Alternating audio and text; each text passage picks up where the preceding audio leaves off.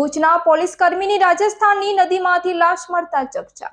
ભુજના જીબીના કમ્પાઉન્ડમાં આવેલા ગુજરાત ઉર્જા વિકાસ નિગમ લિમિટેડ પોલીસ સ્ટેશનમાં છેલ્લા 3 વર્ષથી એએસઆઈ તરીકે ફરજ બજાવતા યુવા પોલીસ કર્મચારી ચતુરસિંહ ભવરસિંહ ભાટી ઉંમર વર્ષ 48નું આજે સવારે માદરે વતન રાજસ્થાનના સૈલારી ગામના ટાપુ ગામની નદીમાં મૃતદેહ મળ્યાના સમાચાર કચ્છમાં મળતા ચકચાર પ્રસરી ગઈ છે। તો ભુજના પ્રમુખ સ્વામીનગરમાં રહેતા અને ધાર્મિક સામાજિક પ્રવૃત્તિમાં ભાગ લઈને બહોળું મિત્ર વર્તુળ ધરાવતા ચતુરસિંહના પિતા પણ પોલીસ ખાતામાં ફરજ બજાવતા હતા। મળેલી માહિતી પ્રમાણે સન 1996માં પોલીસ ખાતામાં ભરતી થયા અને 28 વર્ષથી ફરજ બજાવતા હતા। આકસ્મિક મૃત્યુ અંગે પૂછા કરતા હજુ ચોક્કસ કારણ સામે આવ્યું નથી, પણ જમીન બાબતે અને અંગત અદાવતના કારણે ખૂન થયું હોવાની ચર્ચા થવા માંડી હતી।